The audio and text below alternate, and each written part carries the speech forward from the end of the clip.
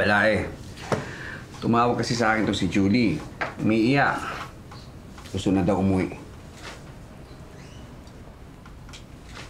Ito naman si Romy. Last week pa ito nagte-text sa akin humihingi ng advice.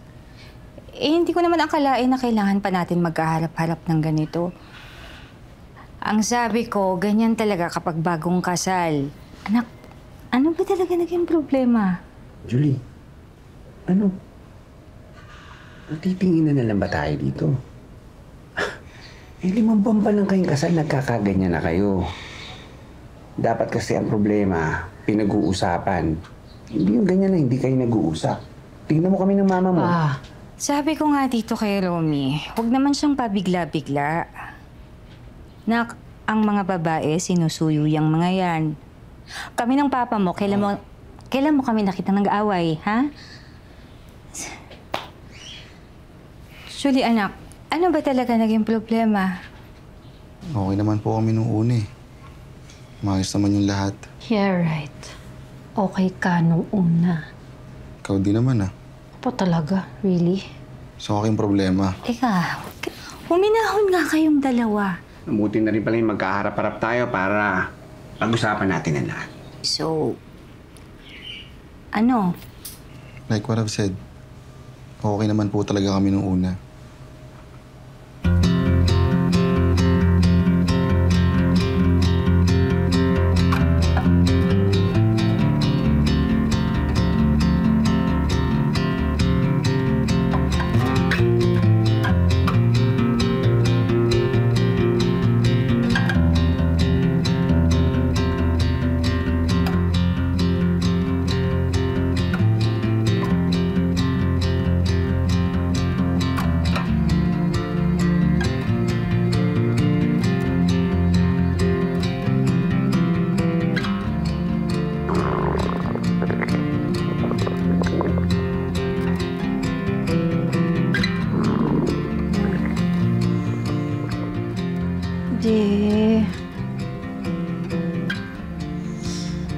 Gutom na ako.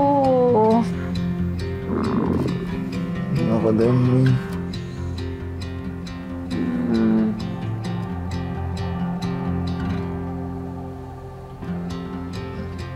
Ako ba ulit magluluto?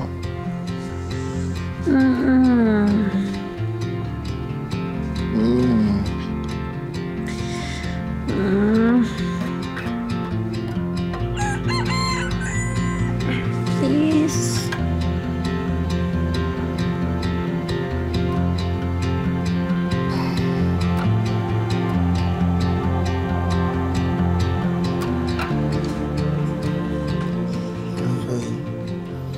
Okay, baba mo na.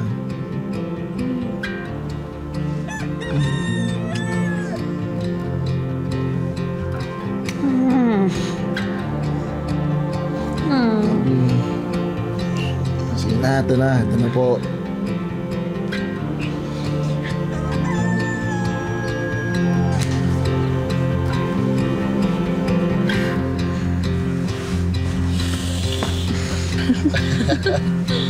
Wag dyan. Masaya naman po kami nung una. Parang walang problema. Nagkakaintindihan naman kami. Perfect talaga yung luto mo. Paano mo? No? No.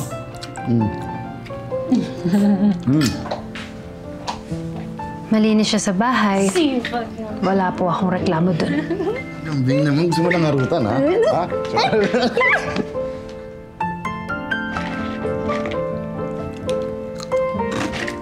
Very sweet naman po si Romy. Yan naman ang nagustuhan ko sa kanya ever since.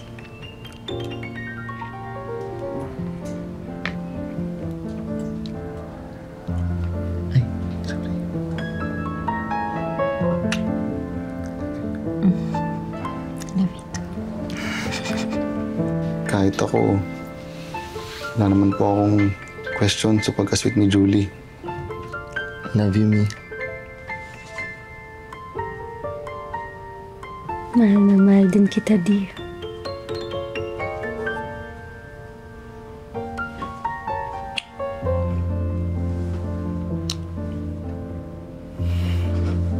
Yun naman po yung pangarap namin pareho.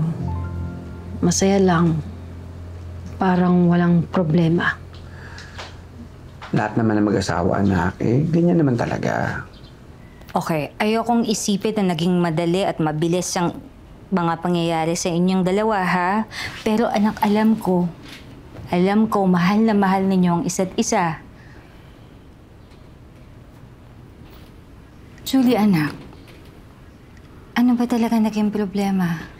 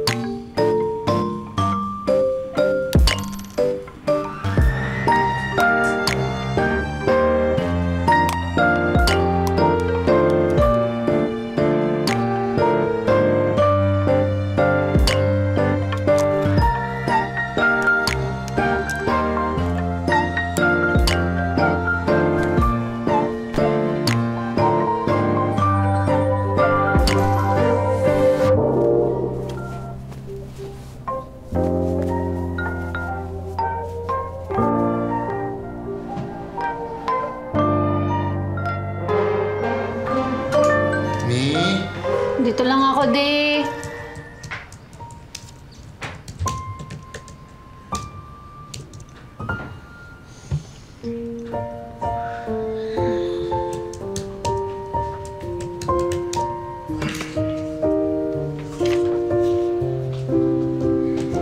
Morning.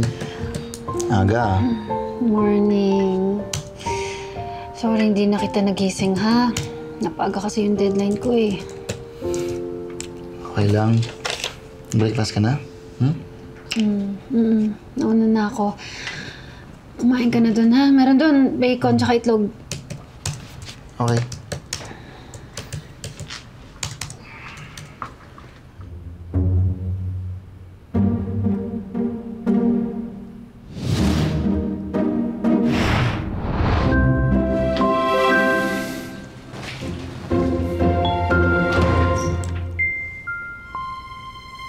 Ay, Di. Pasensya na. Medyo na-overcook ko yung bacon tsaka itlog. Sinabi ko naman sa kanya dati pa na kapag nagsusulat ako, kailangan ko ng time to focus. Hindi ko alam kung naiintindihan niya yun. Maliit na bagay lang naman yun, ah. Sinabi ko naman sa'yo noon, di ba? Nag-date pa lang tayo. Na ayokong makalat sa bahay. Totoo yun. Tsaka isa pa. Mahirap bang isara yung ref? Hindi mo talaga kami naiintindihan mga artist, no? Of course I do. Pero hindi ba pwede mag-adjust? Kahit konti? Tsaka, isa pa.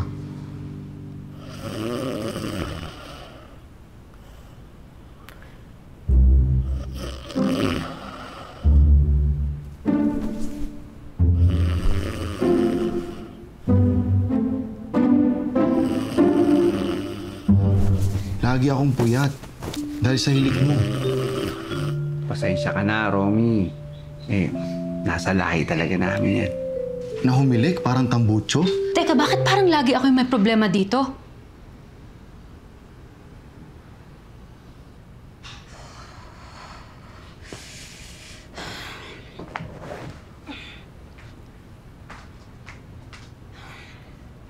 Mi? Mi, pinama mo na ba? And then, Yung binigay ko sa'yo kahapon. ha? Hindi ko pa chinecheck, no? Uy, di, Nasa wag mo ilalim namang ko. galawin yung gamit ko.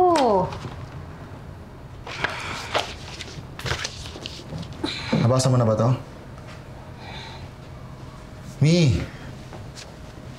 Ano ba kasi yan? Mi, ito yung sinasabi ko sa'yo, yung health insurance. Maganda yung package nila. Pati yung mga list of illness na kasama. Okay to. Mi!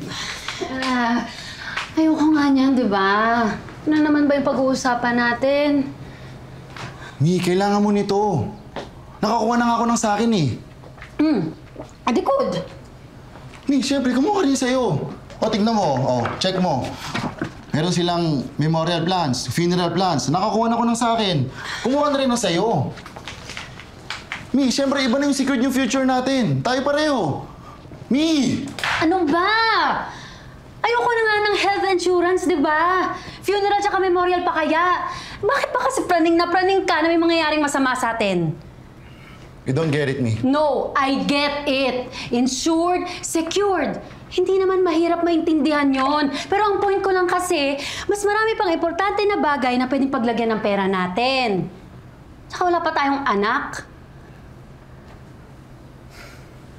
Alam ko naman yun. Oh, unahin ko ba bang isipin yan?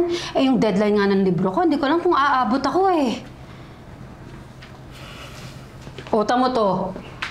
Tatalikuran mo na naman ako. Hindi mo ba nagigets yung point ko, ha? Hindi ba pwede na mag-settle muna tayo sa mga bagay na mas importante kesa dyan? Concern lang naman ako para sa future natin eh. Wala naman ako nakikitang mali dun.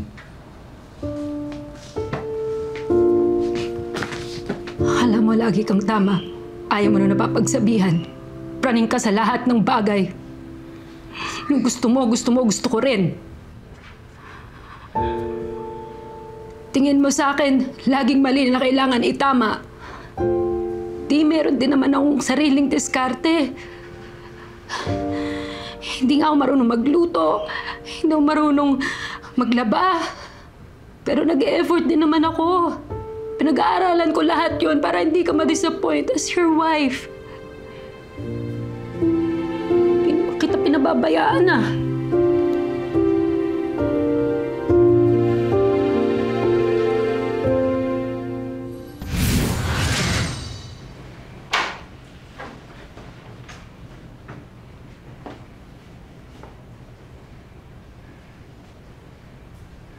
Happy Mansaridi, Happy Mansaridi, Happy Mansari, my dear Dee. Happy Mansaridi. Happy 4th Mansaridi. Thank you, Mi. Kala mo ikaw lang. Happy 4th Mansari, Mi.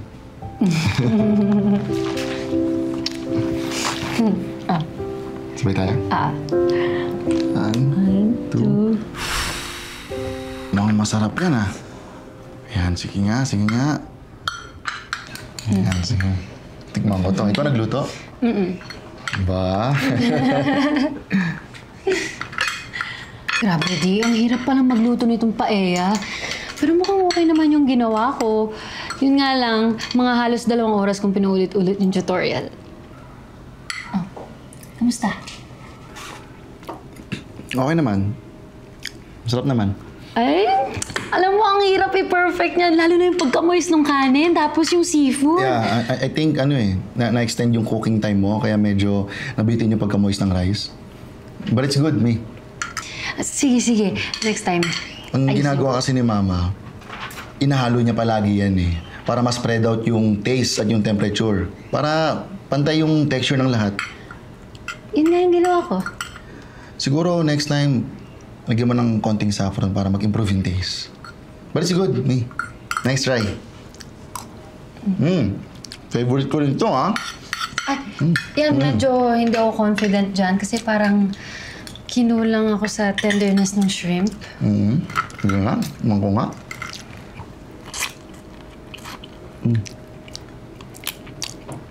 Was this frozen? Oo. In-order ko online. Alam mo si Mama, hindi mo makapagamit ng mga frozen food yun. Laging fresh ginagamit nun. Sinasamahan ko pa nga sa palengke dati yun eh. Ay, but it's good. So, nagustuhan mo? Pwede na. It's not that bad. Gusto mo magpa-deliver na lang tayo? Ha? Kasi parang hindi ka naman natuwa sa mga niluto ko. Hindi. Okay naman eh. O hindi, kung gusto mo nga, tawagan mo yung mama mo para ipagluto ka ng paella at saka ng garlic butter shrimp ng maayos para bukas meron kang masarap na breakfast, lunch at dinner, di ba? Tawagan mo yung mama mo! Mi!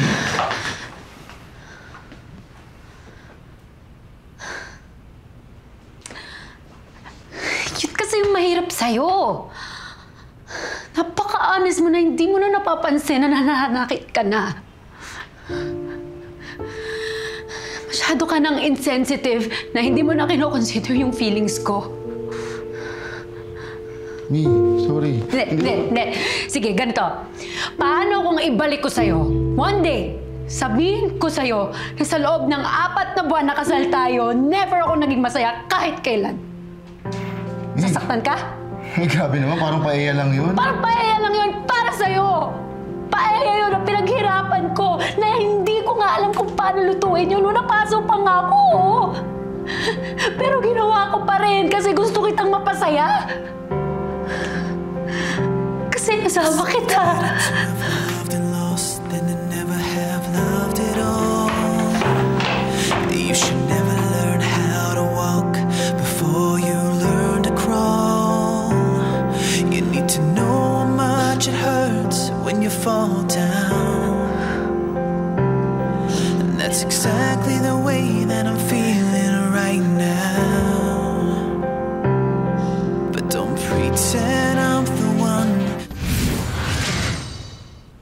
Alam ko naman, Ma, na kahit kailan hindi ko matatapatan yung luto nyo. Pero ang hirap kasi, ikaw yung standards ni Romy sa lahat. Sa paglalaba, kahit sa pagpaplansya ng damit. Pero, kahit man lang sana konti, appreciate mo naman yung mga efforts ko. I'm doing my best. Ikaw kasi yung matagal ko nang hinihintay. Lahat ng signs sa'yo, alam ko na ikaw na talaga. Kahit wala pa tayong 1 taon na magkakilala, alam kong ikaw na. That's why I said yes. Pero ngayon, parang tingin ko hindi ako yung para sa'yo.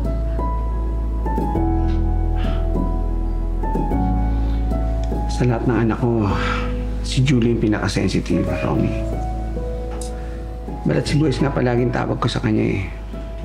Mukha lang siyang palaban pero madali ang magtampo. Ito namang si Romy.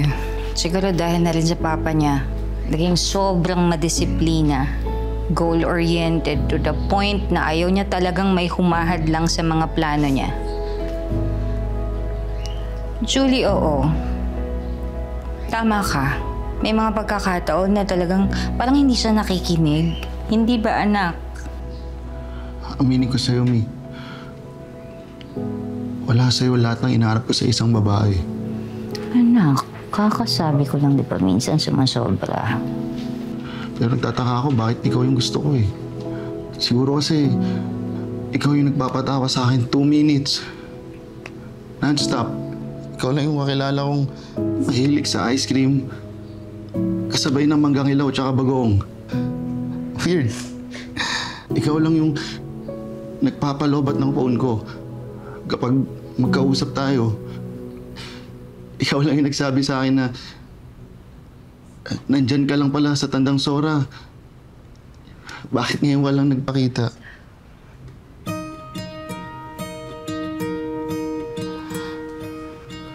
I'm so sorry, Mi. I hear you laughing, and I see you smile. Wala. Nagdalawa talagang to. You're my everything. Makinig kayo sa amin. Marami pa kayong malalaman tungkol sa isa't isa. Ha?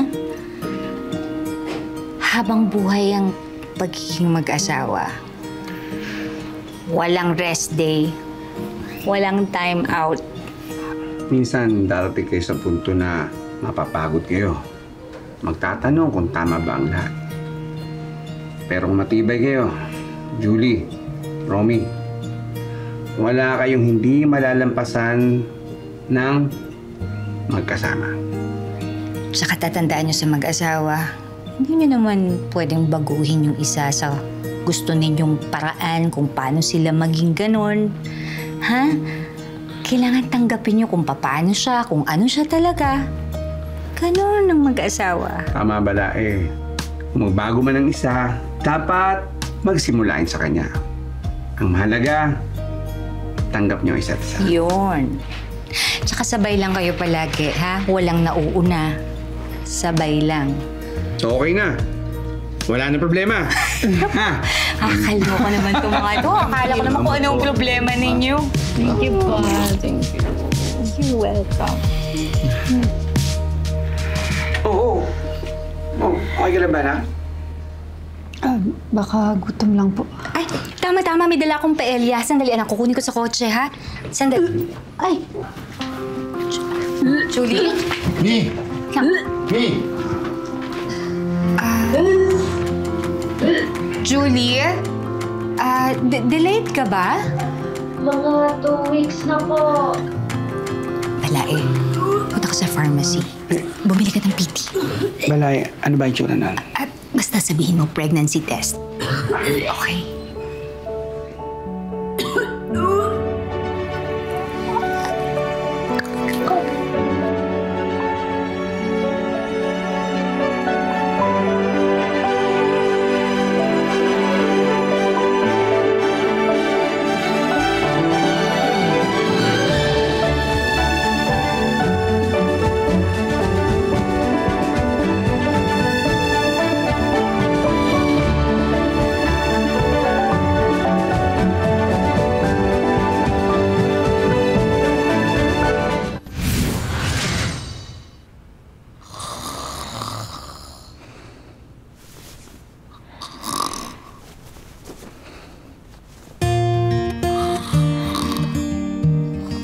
Sa mag-asawa, minsan hindi natin kailangang baguhin ng isa sa kung anong gusto natin para sa kanya. Minsan kailangan nating tanggapin kung ano at sino siya.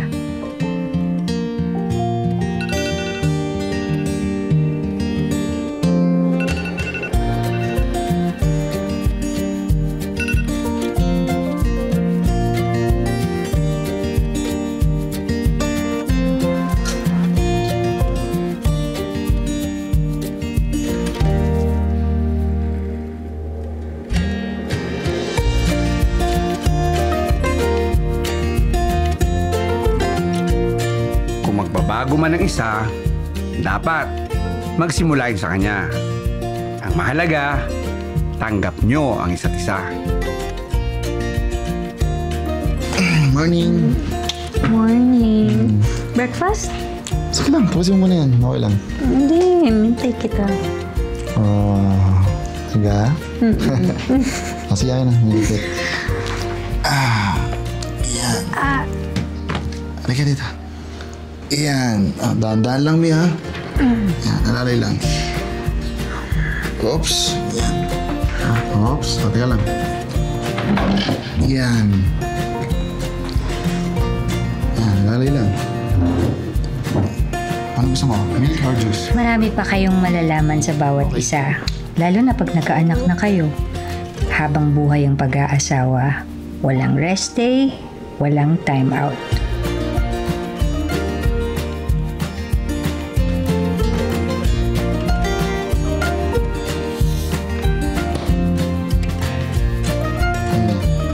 Milk mo.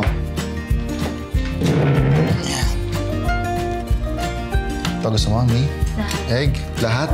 Grabe, lahat. Sabay lang kayo palagi. Hindi pwedeng nauuna ang isa. Sabay lang. Dahan-dahan lang.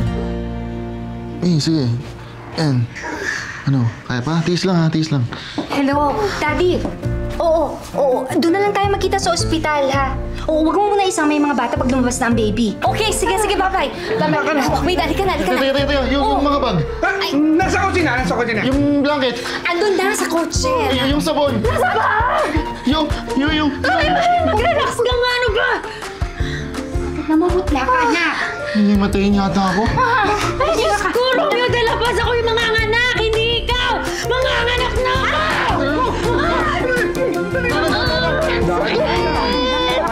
Ay, yung susi! Bilisan mo! Nandiyan na, May! Wow! Grabe! Ang sexy talaga ng mama mo! Kakahiya nga eh. Andre? Lizelle! Ang talusi! Gusto kita i-surprise. Na-surprise ka ba? Nagkakagusto ng anak ko! Hi, Andre. Andre, pahiran mo naman ako ng lotion.